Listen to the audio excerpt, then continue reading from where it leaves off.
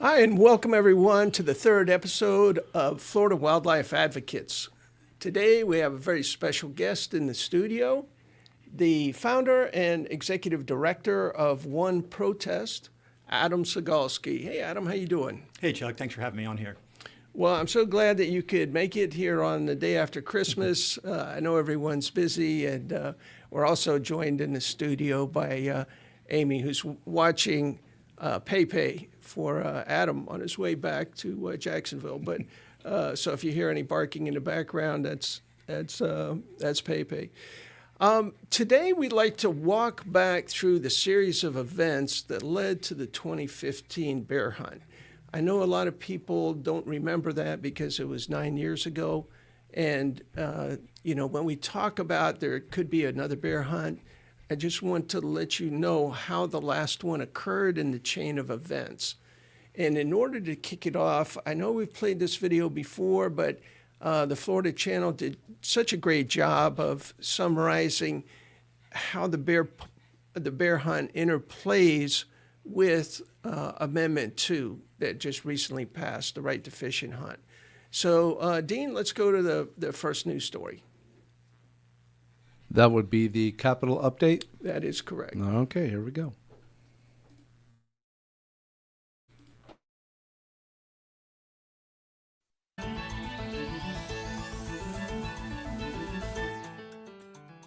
The last time bear hunting was legal in Florida was 2015. The Fish and Wildlife Conservation Commission authorized it, then called it off early, when more bears than they expected were killed more quickly than they expected. They haven't authorized another one since. But on December 11th, commissioners told staff to develop a plan for another bear hunt. I'll be very succinct. I would like to see a proposal from staff for a bear hunt. The meeting in Lakeland was FWC's first since Florida voters approved a constitutional amendment that elevates the right to hunt and fish from statute to constitution. It also makes hunting the preferred method to manage wildlife populations. FWC staff gave an update on bear management without mentioning hunting, but it was all the public wanted to talk about. The recent vote to enshrine the right to hunt and fish into the Florida Constitution includes hunting and fishing as a preferred method of management, and this means that hunting should be the first tool considered for managing bears in areas where they're overpopulated. What is the point of conservation? Is it just to raise the population of these animals enough so that they can be cruelly hunted? If that is the answer, I think it's a very twisted. There's a gap between the words conservation and preservation. Conservation is seeking the proper use of a resource. Preservation is for delicious jams and jellies. That's how I look at it. Like we need to be talking, this is the Conservation Agency, we have this resource on the landscape, and we're putting presentations together and we're not using the word hunting in it. Under the system of law, wildlife is considered public trust. Our black bears do not belong to anybody. The government, as trustee, is expected to protect all wildlife for the benefit of the public. The people overwhelmingly spoke in the election about utilizing hunting as the primary tool to manage populations, and I do believe we're at the state in which we do need to manage some populations. It is not a solution to the trash problem, nor is it, being applied as that. It's allowing the public access to a resource that's out there. Chuck O'Neill is one of the activists who opposed the 2015 bear hunt. Before the vote on the hunting and fishing amendment this year, he said he was afraid it would make another bear hunt inevitable. If a person has a right to hunt, then they have a right to hunt all game animals, and bears are a game animal, and therefore they can hunt bears. Chuck Eshenique helped create the amendment, and before the vote said another hunt would not be inevitable. It doesn't increase the chances of a bear hunt, right? All it does is it gives FWC the ability to ensure that our hunting and fishing is maintained in perpetuity. He spoke again at the December 11th FWC meeting. With the amount of bears that we have, and it's one of the larger populations in the Southeast, and we still don't have a hunt since 2015. I mean, I've been working on these issues now for 16 years, just on the bear issues. It's ridiculous that we can't come to some form of agreement where this is the number that we can safely take and have it be sustainable. Immediately after the public comments, commissioners told staff to develop a plan or plans for bear hunting. Vice Chair Stephen Hudson asked for more information on the number of bears in Florida. The latest estimate presented by staff was over 4,000, but that's not a recent estimate. The numbers are from 2015. When will we have a new stock assessment? We should be getting the new estimates on abundance about 2029 for the whole 6 parts of the state. We'll be getting them. That's the next time. So it's going to be 14 years between the two studies? Well, that's when the abundance estimates will be analyzed. We're collecting the data now, and now the plan is to have a grad student from the University of Florida crunch those numbers starting in 26, but they'll get about 1 or 2 years per year to estimate. Commissioners don't have to wait for updated population numbers to take a vote on hunting, but they did want to know how many bears should be out there before the population can be maintained while hunted. What is that threshold, right? Is it 4,000, 8,000, 20,000? I think that's part of what I would request for staff to come back. Commissioners told staff they want a proposal for bear hunting as soon as possible. Staff said they'd be ready to present something in May for commission action. For the Florida Channel, I'm Melissa Klinzing.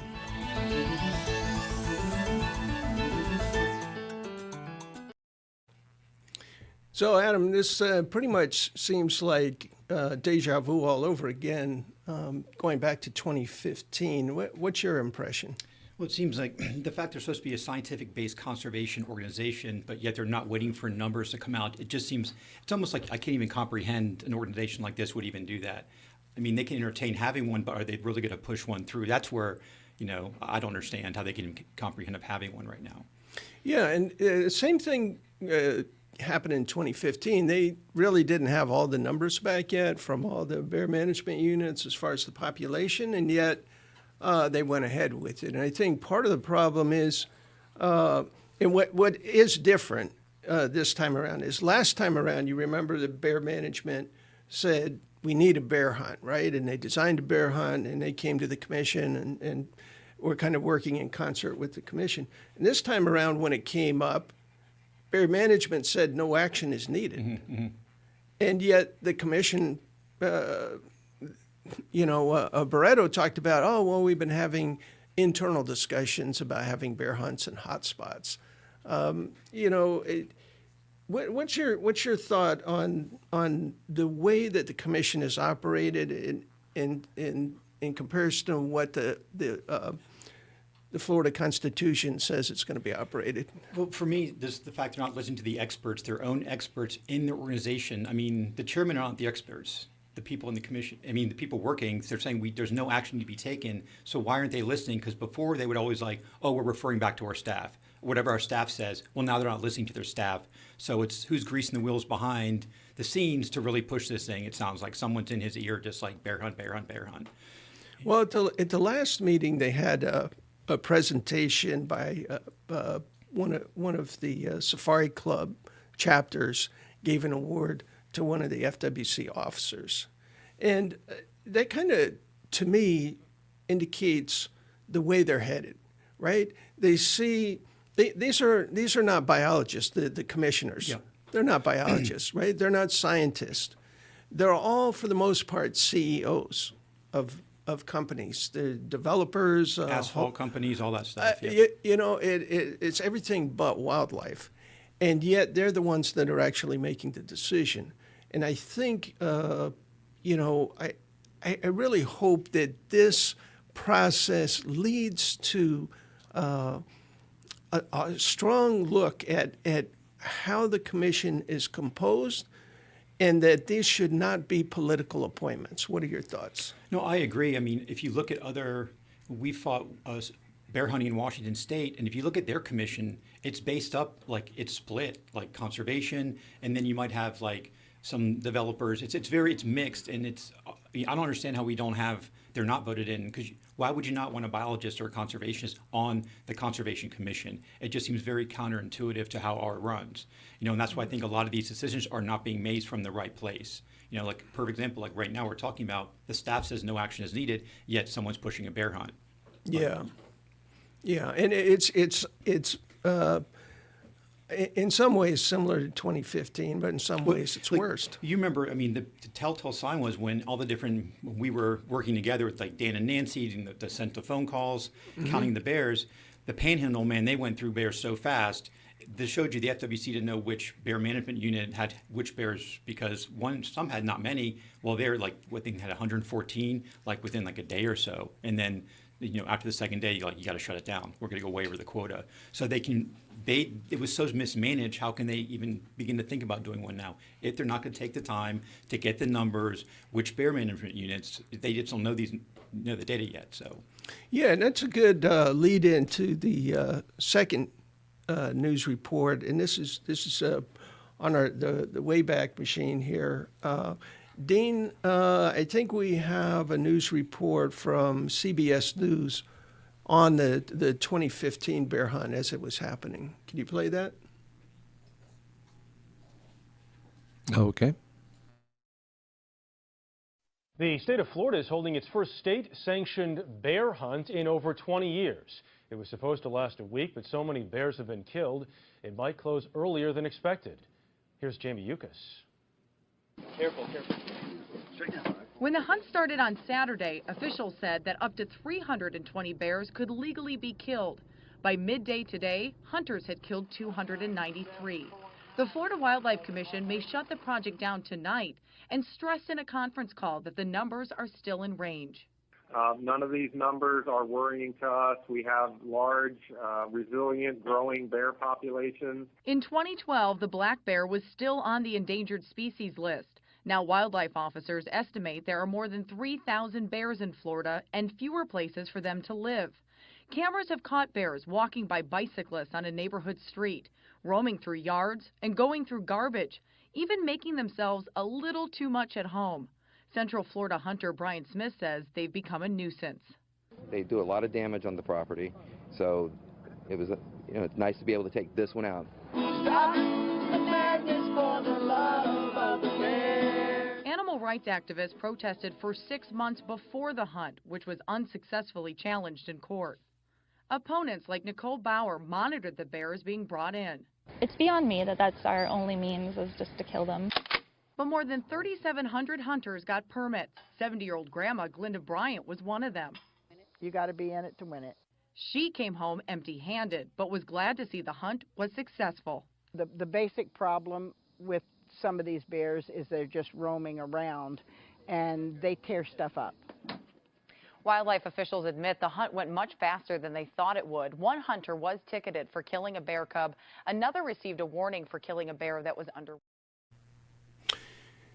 I know watching those videos it brings back some really bad memories for a lot of people, but this is what we have to look forward to if this commission proceeds with this plan that they talked about at the last meeting. And I know, Adam, you were instrumental in organizing a lot of the protest before the hunt. What do you see in the future of this? I mean, do you see the same kind of thing happening again, or do you think people care? I think you will. I mean, my background from protesting came from like Ringling Brothers and other circuses for like a year. So I had a real handle on, planning protests, like optimal time, messaging. And so when this whole thing happened, it was kind of in my wheelhouse, which a lot of people haven't done big demonstrations. So, Nicole Cornano and I, she was my campaign director, we did the first set of protests before, and it was a lot of work. I mean, organizing protest leaders, getting the messaging, getting the time, the dates, safe locations that are not impeding. There's a lot of behind the scenes for proper protests.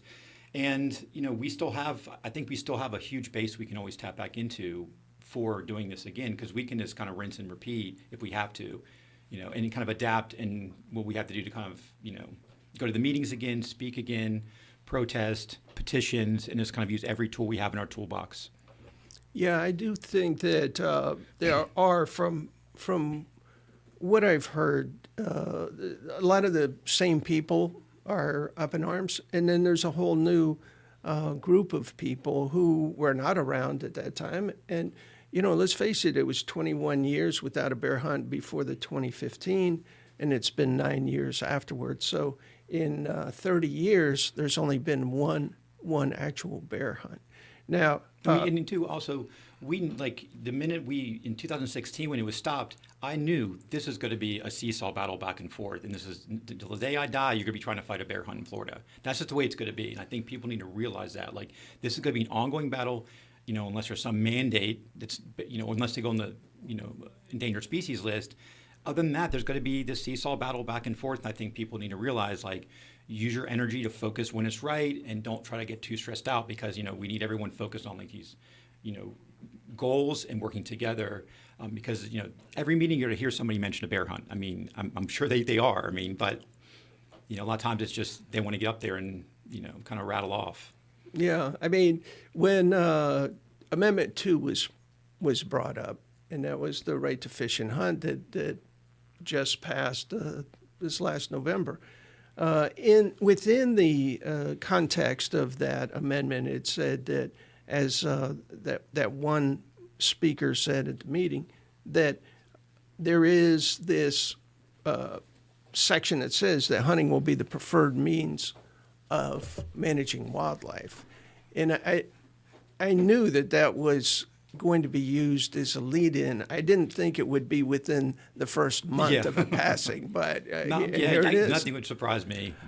Well, I mean, these days. And then you saw your old friend Chuck E., who said in the lead up, "Oh no, this doesn't have anything to do with the bear hunt. It doesn't make a bear hunt more likely." And then, a month later after it passes, he says, "Oh, it's ridiculous that there isn't a bear hunt," right? So he's on both sides of his mouth. Well, I mean, his agenda is push hunting, push bear hunting, and that's it. He can kind of say whatever he wants, but that's his agenda. It's just odd that the same people who are behind the amendment are the same ones that every meeting get up there and say, "Why don't we have a bear hunt? Why don't we have a bear hunt?" But and this is one of the things about Florida. Only 1% of the population actually has a hunting license. So 99% of us don't have a hunting license. And you would think that the 99% could pick one species and say, "Okay, look, you can hunt every other species, just not this one." How about that? Well, the big thing is I always like to, one meeting I spoke at in Washington was the Pittman-Robertson Act. Hunters hide behind this when it's actually, yes, a lot of people know, but I'm a tactical shooter. I train. I've built men and guns before, so I do shoot. And I probably will, compared to your average hunter, know how much ammo I go through at the range. All that's taxed to go to the Pittman-Robertson. Anyone who shoots, it does. Equipment. So it's not like the hunters are not the ones putting the majority of money into this. It's your average person doing outdoor stuff and going to the range. They put more money than hunters do. But they hide behind the Pittman-Robertson Act like they're entitled to hunt. Well, it's just not true. Yeah. And in the state of Florida, the majority of the money is put up by the non-hunting through Amendment 1 back in 2014. There's I think roughly 75% of the funds that go to the FWC come from general revenue, come from us, the non-hunting public. And it's only a small portion that comes through hunting licenses and the Pittman-Robertson Act and things like that. I do want to talk about the prospect of another hunt and the prospect of reinvigorating these protests that were so important. And Dean, if you could go to the third story, I think people could get a sense of what that was all about. Okay, how about we do this real quick, because we've got a ton of comments and some questions in the chat. Can I hijack you a little bit here? Go ahead. All Go right, ahead. So Let's get hijacked. First of all, I just want to welcome everybody onto the podcast. Rhonda, Patricia, Shannon, 2 Shannons. Well, what are the odds, huh? Everyone's saying hello and welcome. There are some comments. One from Mark, and I'm going to put it on screen here. It's a lot here. You guys are claiming they are considering decisions without data, but that's not true. There is data showing increased rates of vehicle collisions, increased nuisance calls, also increased positive calls. This indicates that bear populations continue to increase beyond what it was in 2015, which was already higher than many areas where sustainable bear harvests have been maintained for years. They just don't have the data you want to see, but there is data. Yeah, Dean, I don't know if you can bring up that graphic that we brought up last week between the vehicle collisions. Okay. And do you have that available? I sure do. Hold on one second.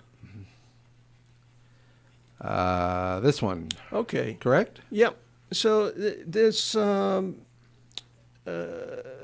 theory, this hypothesis that because vehicle strikes are increasing, the population is actually increasing, is not borne out by science. It's not borne out by mathematics. And as I said at the meeting, I have a bachelor's degree in mathematics from Duke University, and we'll put that up against anyone who sees that this shows that the population of bears is increasing. Actually, the relationship between roadkills and bears being killed has to do with the number of miles that are driven on Florida roads every day. And on this left-hand side, you'll see the scale. This is the number of hundreds of millions of miles that are driven on average every day in Florida. So right now we're at 655 million miles a day. And on the bottom, you'll see bear roadkills. And if the population was the same as it was in 2015, those data points would be landing on either side of that bottom blue line. But they've been underneath it ever since 2015, which would indicate that the population is actually below what it was before then. And then, Dean, on the there's the last PDF file I sent you, not the PowerPoint, but the PDF. Could you pull that one up? Yeah, hold on a second. I'm gonna need a moment. Yeah, well, this has to do with the bear calls, and I know you've seen this, Adam, the number of bear calls that come in. Well, that's not a judgment. That's no indication of the number of bears, because that's the number of people who are calling. And why are they calling? Well, in this last case in 2013, it shot up, the number of calls, because you had an outside actor, the sheriff in Franklin County, who got on social media and made a big deal and encouraged everyone to call, because if you make more calls, we're more likely to have a bear hunt. Yeah, exactly. And a lot of times too is when human bear conflicts is normally people just are not putting their trash away. It's a very simple thing to fix, and even the FWC says you put your trash away, you can eliminate over 95% of these. And then two, I have my FAA drone license, so I droning a lot. You see a lot of development, deforestation, and you might see bears getting pushed out of one area. And so you might see this where bears might be going through, and they're like, oh, there's more bears here, but there's such a big picture to this, and a lot of times people are looking to the microscope, and that's the problem. Yeah. Okay, so I believe this is the graphic. Yeah, that's a graphic. Okay. That's perfect. So you'll see really the number to look at is in the orange.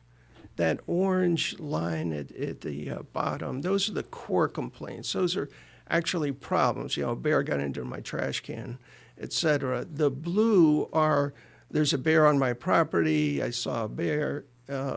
So those are not really problems. Those are more or less spottings of bears. So you'll see in 2013, and this is when this particular sheriff got on social media and was raising a ruckus about bears in Franklin County, how the number shot up.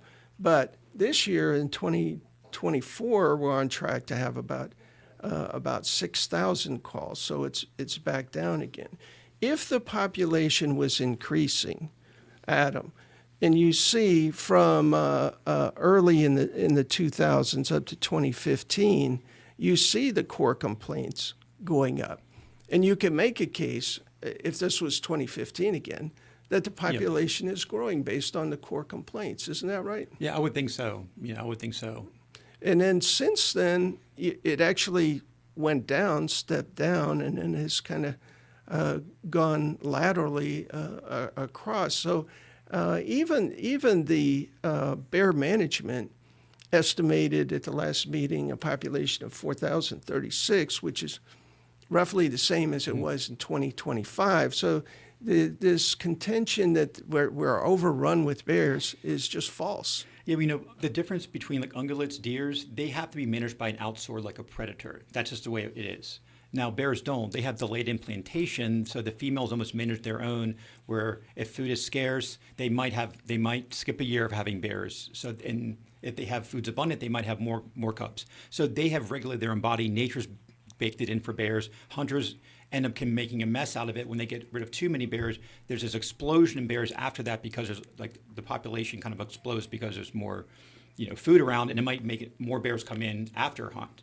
Yeah, and you'll remember in 2016 in East Point when they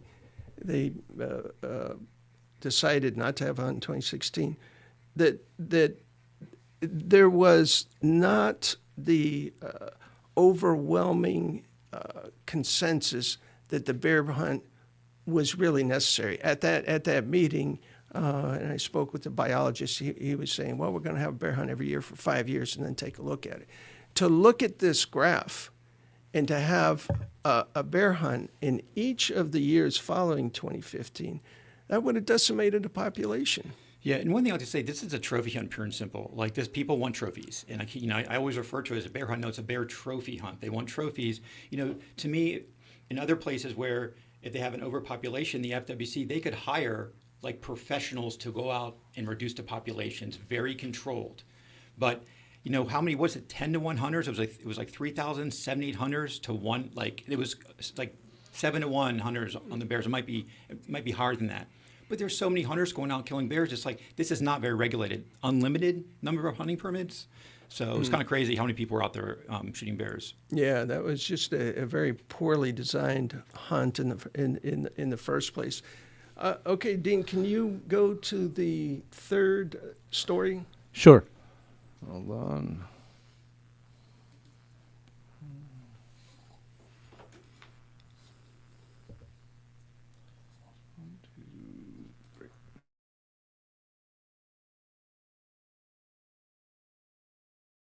Stop the bear hunt. That's the message protesters across the state are trying to send after 300 black bears were killed at last year's hunt. First Coast News' Stephanie Kim is live in studio with details on local protests today. If you were driving around Park Street downtown today, this sight was pretty hard to miss. Around 70 people held up signs protesting the Florida Fish and Wildlife Conservation Commission and the possibility of another bear hunt. This protest in Jacksonville was one of nearly 30 across Florida. It's part of a statewide effort to stop the black bear trophy hunt after hundreds of black bears, including lactating mothers and cubs, were killed last October.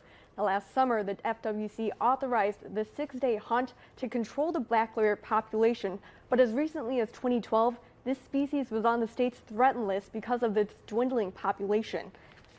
Now, protesters say that these statewide hunts are unnecessary and say that there are other options. This year, they're actually considering another hunt, and our group's out here along with 20 other cities across the state of Florida to let the people know what's happening and to kind of have a voice to stand up to the FWC saying we don't want to hunt, and the majority of Floridians do not want to hunt. Other normal game like deer and small game like rabbits. So it's not like hunters can't hunt if they don't shoot bears. And we feel that bears are not appropriate for recreational hunters at this point. And since the hunt, a bill was filed this legislative session called the Florida Black Bear Habitat Restoration Act, but it failed in the Senate. For more information, we have that posted on our website at firstcoastnews.com. Keitha? Thanks. Adam, that was a very familiar face in that last video at that protest. And as you mentioned before, it takes a lot to put those together. we depend on members of the public to come out and protest. And I just want to ask you a question. I know that a friend of mine who's totally against bear hunting, totally environmentally conscious, she just says she does not want to participate in a protest. But what's your thought? What would you say to someone to say, you know, hey, that's as American as, you know, the Boston Tea Party? Well, you know, I'll be honest. I could kind of empathize with her when I first started because it was in 2005 when I got invited to my first Ringling protest. I had no idea. I just knew what the elephants went through, and it was intimidating being there. There was like, I have the picture of it. There was like 10 of us, hundreds of protesters, hundreds of circus goers. We got called every name in the book, get a job. You know, I don't want to say what they were calling us, and so it was intimidating the first time. But over time, I ended up running the protest, and I had some people that want to come and protest. Some people want to help doing other things. So if they're not going to protest, at least find something that you can contribute, like maybe, you know, you're good at calling or letter writing, but there's, you know, if the person to protest, there are other ways to help. But I can empathize. It can be intimidating, you know. The protesting and your exposure to, you know, negative comments or counter protesters, that's always difficult. How did you adjust to that? I mean, you've been you head an organization called One Protest. Yeah. So I mean, how did you get to the point from your first protest to a guy who basically shut down the abuse of animals in circuses? Well, I was a nail in a coffin, because there are people like me doing every city around. So, you know, Jacksonville, we really hammered Ringling, and we definitely were one of the nails in the coffin for them. But I think what it was is because my background's in advertising, and when I saw the messaging, it was like a lot of it was from PETA, and PETA does good work, but they can be very controversial. And it's like I called it their 4-letter word in Jacksonville. Yeah. So when I took it over, I didn't use their signs anymore. I designed my own signs, same with the bear hunt, a more cohesive message. And it's like kind of a marketing warfare. And so we had better messaging. And one of the things with Ringling is we were very polite. We didn't yell, we didn't shout. We just held the signs because there were children around, and we wanted to make sure that it was a safe environment. And so that's one thing when we do a protest, they're very safe and organized. Like we contact law enforcement ahead of time, but it was years. I mean, I had issues with police officers, and one of the things that helped is I teach Muay Thai and kickboxing, and I had several JSO police officers in my class that I was teaching.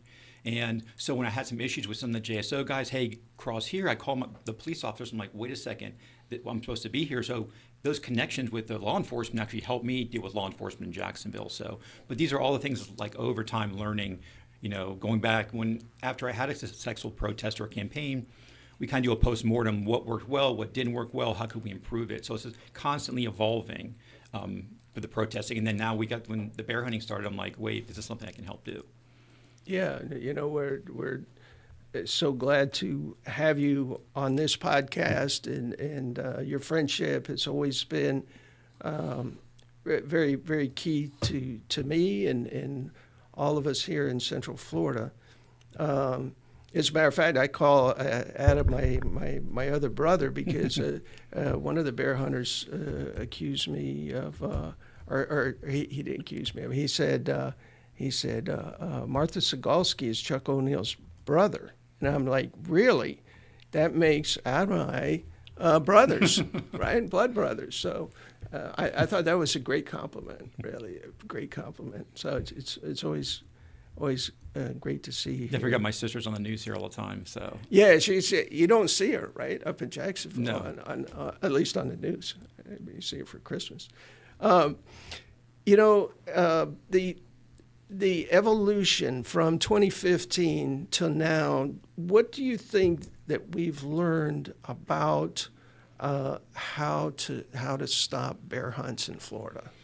Well, I think first of all, I think we all have to be very cautious of, like, you know, when someone goes to speak and people get riled up. Trust me, you know, it's easy to get riled up, and I think the biggest thing is focusing. Yeah, Pepe's getting riled up right now. Is focusing on our energy in the right place. Like, because if we jump, anytime mentions bear hunting, you know, I think a lot of us will get burnt. It gets very easy to get burnt out doing this work because a lot of times you lose, like, Amendment 2, the bill that passed about defending, self against a bear. Mm-hmm. And we already have stand your ground laws in Florida anyway. So you do go through these where you will, lose, and you have to learn how to accept that and move on. And that's one of the hard things to do. I mean, personally, for me. And I focus too, a lot of it is intent versus outcome. We have the best intent, but the outcome doesn't always, go our way. Right. So I just think that we have to be very strategic in conserving our energy and using it right when we need to make the most impact.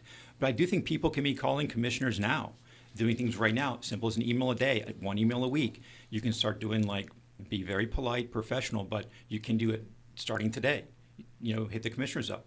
And it starts to kind of get the groundwork going, and they start to hear the rumblings again about, they don't want to be reminded of 2015. I mean, the FWC was caught off guard when, we all got in action. So, well, back in 2015, it was all-consuming for the FWC. Oh, yeah. I mean, they even admitted, Yablonsky admitted, this just is sapping our resources. But all 7 of them, none of them were there in 2015. So this is all new ground, and oh boy, let's have a bear hunt. I mean, you could hear it in Lester's voice when he said, let's get bear management to come back with a proposal. And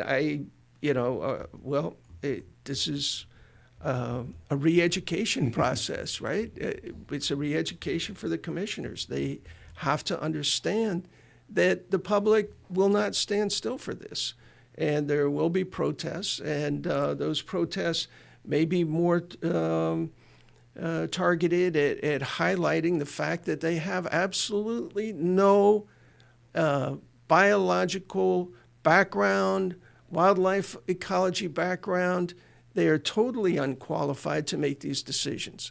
The fact the SCI, Safari Club International, is giving an award, they're the worst trophy hunting group in the world. They have auctions. They have auctions where you can go and spend maybe $10,000 and go luxury trophy hunting resort and kill a grizzly bear. I mean, they have these auctions off, and there's big meetings and stuff. So they should not even be near conservation, but that's where we're at. And I think, you're right. The commissioners, they should be listening to their staff and the public.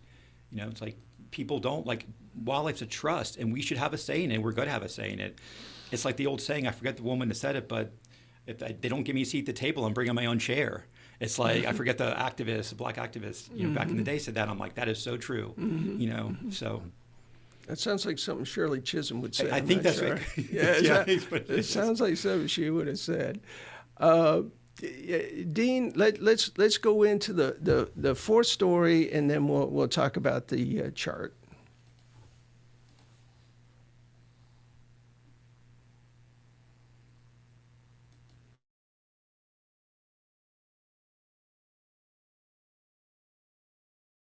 Will be no bear hunt in Florida this year. After hours of emotional arguments, the Fish and Wildlife Commission decided to hold off on the controversial hunt by a narrow 4-3 vote. These bears were deep in the forest. Many were baited illegally. Lactating mothers were killed illegally, as well as cubs. And these bears had never seen a trash can, a house, or caused humans problems. If we stop the bear hunt now, we will be overrun by bear within the next 15 years. It doesn't matter what you do with the trash. When you have an overpopulation, they're going to go somewhere. Last year, hunters killed 304 bears in the state's first hunt in more than 20 years. Commission staff had recommended a more limited hunt this year to help control the growing population. A decision on a hunt in 2017 will be made at a later date. Adam, that decision in 2016, I know we were both there, and we had, I believe, 82 opponents of the bear hunt come to East Point. And East Point, for those of you who don't know, it's in the heart of Franklin County. It's not a friendly place to drive through. But for us, we went, we stated our case, and Commissioner Bergeron, I believe he led the the majority of the commission to postpone it, saying at that time that we should only go back to hunting bears if the bear population needs it. If it's to maintain the bear population at a number under which they're starving. Now, the bears that they brought in, as you could see in the video from 2015, those were healthy bears. They all had shiny coats, and they were all plump, and they were not starving back in 2015. And the first bear I took a picture of was a lactating female. So where the cubs go, Yeah. And you hear them saying, "Oh, at 9 months the cubs go away." Well, that's just not true. Like Chris Norcott, who's one of the number one bear wildlife photographer in the world, is a friend of mine, and he was even stating that he's seen bear cubs up with their moms almost up to 2 years. He's seen it with his own eyes in black bears in the Carolinas. So just as saying, they can be on their own. Well, that's not true. I mean, in 9 months, could they live on their own? Possibly, but the mother teaches them foraging techniques. And these bears younger bears might be more often to go and get the easier, cheaper food source, which is trash. So yeah. Dean, let's pull up that website. This comes from the FWC themselves. If you can put that up on the screen, on the 2015 hunt. This was kind of their recap on the hunt. Was that something in your email? No, it's over on the far right of your screen. From the website. It's the state of Florida.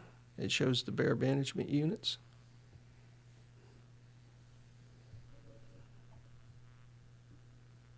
Here, let me see if I can bring it up. Okay, I brought it up, Dean. Okay. All right, this shows, and this is a recap straight from the FWC, a recap of the 2015 hunt. It shows the state of Florida is divided up into 7 bear management units. Those are geographic areas. That's the way they carved it up. And they had hunting in the 4 that are kind of colored there. And this shows where the permit holders said they were going to be hunting. And you'll see that most all of them, the majority, or at least half, were in the Central Bear Management Unit.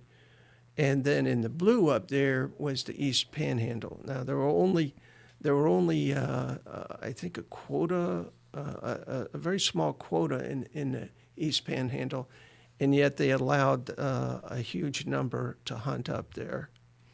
This graphic shows how they came up with the harvest objective. So in that East Panhandle, the harvest objective was 40 bears, and in the first day, they shot 114. Similarly, in Central Florida, there was a harvest objective of 100, and they shot 143 in the first day. Now, Adam, you remember when we talked to them at the meetings about this could turn into killing grounds, right? That you guys are underestimating how effective the hunters will be in Florida, because they took other states like Pennsylvania and Michigan and said, oh, well, this is the hunter success rate in those states. But that's not Florida. Florida, we have 23 million people now. Well, topography is completely different too. You're talking, the mountains and hills there. It's flat, and a lot of these bears, like some of the bears, wasn't there an old one-eyed bear that lived in the neighborhood? Yeah. He was the first one to be killed. I mean, the people just want to get rid of the bears, and probably a lot of these bears are just like living in the area, and they were just easy targets. I wouldn't even call it hunting. It's probably some more target practice for these guys. Yeah. And a lot of them were killed on private land too. Yeah. So they baiting were deer feeders. Look in New Jersey. They have they'll go to Dunkin' Donuts and put barrels of donuts out when the bears are coming out of hibernation, and just shoot them with bows and arrows from tree stands and GoPro it. And look at me, I'm killing a bear while it's eating out of hibernation. I mean, it's disgusting what some of these hunters do. So, and some of these bears, then they find like corn. There were deer feeder bags in the back of the trucks. with the dead bears. So, a lot of the hunters complain, like, a bear will trash a deer feeder. Of course it will. And so, and that bear goes back every time. Bears were lazy. They want a free meal. Dude, deer feeder, I'm going to get some food. And the hunters knew when they were going to be there, so it was just easy kill. It was like killing fields. It was. This particular chart was the number that were killed, the percentage that were killed on private land versus public land. And you see, for instance, in the East Panhandle, 100% in Bay County were killed on private land. In Calhoun County, 100%. Franklin County, 92%. Only one was killed on public land. So overall, if you look at the statewide total, 78% were killed on private land and only 22% were killed on public land. And doesn't that underscore the assertion that you made that these bears were set up? Yeah. They were set up. They had deer feeders available to basically bait them in, and GoPros. This whole concept of hunting is there's no hunting. Have you? about I mean, it. if you gone to Academy, have you gone through the aisles? I shoot, so I go sometimes and pick up ammo at Academy, and just right next to that is all like the deer stuff, like the peanut butter and jelly blocks. And the deer feeder is tons of corn and getting, come on, you don't think the bears are going after that? Of course they are on private land. So that's why I think a lot of the times these guys want hunters is like, they're destructive of my deer feeder, kind of thing, and if you live near the woods and build a home, well, I'm sorry, but it's your responsibility to, cohabitate with these animals. Like not just, wreck my fence. Well, you're living near the woods and there's a bear, so killing is the only option. Yeah. I mean, it's one of those things that, as a society, and this is a societal question, are there too many bears, right? And that's for the society to decide. Are there too many bears? Well, they're healthy looking. They're not eating each other. They're not, exhibiting the characteristics of a population of bears that's overpopulated. So then it's up to us who are members of the public, who, I hate to say that we own these bears, but we are in charge, or should be in charge, of this trust of wildlife. And the decisions that are being made should be made as a trustee would make it for a trust, and not as a somebody who's trying to score points with the Safari Club. Yeah, and I mean, and like especially some of these arguments they make, like the fear mongering. A lot of these hunters and stuff like to call us snowflakes and blah blah blah. But they go up to the stand. Bears are going to overrun us. And then Marion Hammer, remember the NRA? She's like, oh, kids can't go out and play because bears are in the neighborhood terrorizing children. It's like, talk about fear mongering and lies. I mean, so that's why I think there has to be. We got to trust the science and also listen to people, because the hunters should not be able to make all the decisions. It's like you said, it's a trust. Collectively, we should make the decision. Yeah, and I see some of the comments coming in, Dean, now that they properly beat up on Mark Barton, who was the guy in the video, by the way, who said, oh, well, the public overwhelmingly said that hunting should be the preferred means of managing. On the one hand, they're saying, no, it doesn't have anything to do with the bear hunt, and here they are. So let's take a look at another slide here. This was where the most bears were killed, and understandably, most of them were killed in the Ocala National Forest in Marion County, and then Lake County right behind it, then up in the Panhandle as well, the Eastern Panhandle. Are we putting Pepe to sleep? She's snoring over there. So here are the different bear management units. And we knew these figures, Adam, because you were out there, I was out there, we were counting as they came in, Yep. as the dead bears came in on the trucks, and communicating with each other and seeing that the population of these that was coming in was far overshooting what the estimates had been. No, especially like the Panhandle 114, and it just shows that, it's like, they made this bear hunt decision called shotgun science, like it was not properly vetted at all. Mm-hmm. And so go back to what we said in the beginning, the staff is not recommending one. Let them make the decision. And then even if they want to have a hunt, I think the public should have a decision in it too. People just don't want to bear hunt. There has to be another way to do that. Yeah. In order to not have another bear hunt and to reinvigorate the people who were invigorated back in 2016, I think that's, in 2015, it kind of snuck up on people because they voted to set the quota in September, and then boom, in October, there was the actual hunt. So this time around, it's more like 2016. We have time to organize, to have these protests around the state.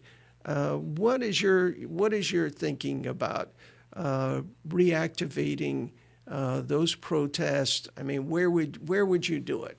I think the first step would be having some maybe like online events to do where we, everyone one day, like we did it before, where like on a Friday, everybody sends in a letter to the commissioners and or makes phone calls, and then you do it every like once a month or every other week, and let them know we got to start kind of building the pressure up. And I too want to kind of assess what's happening because we know what they're doing. And in May is the upcoming where they might discuss it, is the meeting. So between now and May, we have a lot of time to make a lot of noise. So, right now I wouldn't say where to have a bear hunt, but I think, bear hunt, protest against the bear hunt. But I think we should start discussing it. We can start getting calls out, petitions out, just start making noise and getting kind of people on the same page so we can really focus our effort on this.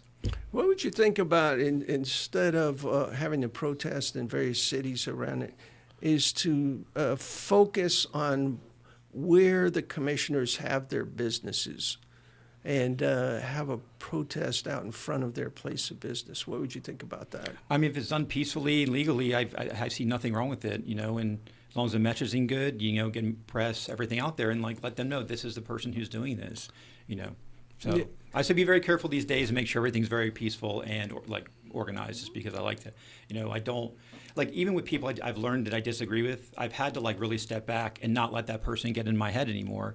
I'm going to do what I'm going to do regardless of how they, what they're saying to me. And I try to treat everybody that disagree with me with a level of respect, because that's the only way. I think it's gotten so out of control that you can disagree with somebody. And at least in my mind, I can walk away and disagree still with them, not be friends with them, but I can still be cordial to them and not kind of violate my own personal ethics of code of conduct. That's the way I see it. So, but I'm game, to try new tactics and. Well, listen, you are the Yoda of protest, and before I would ever encourage anyone to do anything, when it comes to protesting, I think it's important that we talk amongst ourselves and not be, sole actors that try to jump out in front and say, okay, this is what we're doing. Because I value your opinion and Nikki's opinion and everyone who was associated with that. And when it came to, if it comes back down to it where they do have a bear hunt, I think we need to be on site as we were that last time at the check station. And just as you said, they were all instructed, all the bear hunt monitors were instructed not to talk to the hunters. Don't engage with them. Don't interfere with Don't interfere with them. Do exactly what you're there to do, which is witness and count, and relay that count to the home office. And back then it was Dan and Nancy in the home office, and keeping track of that. And one thing that people may not realize is our bear hunt monitors stayed there until the last bear was brought in. A lot of their people that were the people that were relaying the numbers had gone home. So we were giving the numbers to the executive director even after 7 o'clock, after the hunt had ended, so that he was able to make an informed decision to shut down the hunt, and 2 of those 4 bear management units on that first day. And it just shows you when you come together, like the focus goal we had, and so many people, it wouldn't have happened. I mean, it was everyone holding a sign, wearing a T-shirt. I mean, my Bear Defender shirt from our group. I would be. I call it kind of passive activism. I'd be in a line and someone would be like, "Hey, what's that about?" And I tell them, and that happened, dozens of times, if not more, over the years. And I still wear it all the time. And I have people come up at the gym, "Hey, what is that about?" And I even have hunters that are against bear hunting, and so it's not uncommon. Bear hunting is not looked. It's kind of frowned upon by a lot of hunters. It's because it's like there's no point, It's not like I said with deers, you have to manage populations of deers, but bears you don't really have to. I had yet to see where bears are overrunning towns and herds, kind of thing. So. Yeah, and the whole thing about subsistence, you don't hunt a bear for subsistence. No, it's a trophy. It's a trophy. It's a rug. It's a hat on the wall. It's bragging rights, my buddy. Look what I did. It's a selfie. It's a selfie on Facebook. Look what I did. Yep. And you look at these other states that have bear hunting. That's what they're doing. They're taking pictures with the dead bear. Oh, they're so proud. Well, did the bear put up a fight? No. The bear came out of the woods to gather some saw palmetto berries or whatever, and boom, or they went down to the creek to get a drink, and they're dead. It's unfortunate that we're back here again, Adam. But I am very, very happy to see you in person again, and to know that you're on it, and that we're going to work together and build this coalition. I think building the coalition is the first thing, right? Is to definitely bring new people in, bring the older people that were part of the 2015-2016 protests, to bring them back in and because to learn. learn. With me, I kind of try to stay with my wheelhouse, and mine is protesting. I'm not the best public speaker. I kind of get real nervous, like who doesn't, but you're an incredible public speaker. Oh, come on. Yeah, but other people are good at researching. All of us have a skill set we bring together, and so I think if everyone focused on our strengths, and then No, there's a lot of talent. Yeah, there is. There's a lot of talent, and to the people who want to see bear hunting on a regular basis in Florida, this is what you're up against. I mean, we're just two guys of many, many people who are going to be coming out and protesting and making sure that this becomes the most unpopular activity in Florida. And as you saw, you remember we had CBS News, we had NBC News, The Guardian. I had a guy call me from on the whale war ship fighting whaling with was a Sea Shepherd. He's like they had heard about that they're on the ship because it was on Australia News. It's in France, and I got interviewed by while I was documenting the bears in the UK. The Guardian and stuff like that. So it went around the world. It went around the world, and it was very unpopular. It brought a lot of bad press to then Governor Rick Scott. He had a plane flying around the Capitol when he was doing a press conference on the top floor that said, "Stop the bear hunt." It was an embarrassment. And the fact that it was an embarrassment is only borne out by the fact that they didn't do it again in 2016. Yeah. I mean, if it had been popular, Rick Scott would have done it every year for the rest of his term. Well, they're putting their toe in the water right now. Well, their toe's about to get snapped off by, those hungry gators that we have. Yeah, but I would like to say to you, thank you so much for being here. I know you drove way out of your way to come here, and we look forward to working with you again as this 2025 season approaches. No, it's my pleasure. I'm glad I'm here, and let's just on the ready deck. Let's get things going. Sounds great.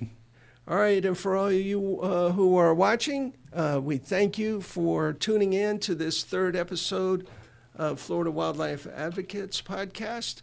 And we'll keep doing this every Thursday at 6 o'clock and keep you informed as to what's happening with this and other wildlife issues in Florida. So once again, For Adam Sigalski, this is Chuck O'Neill saying good night and have a great week.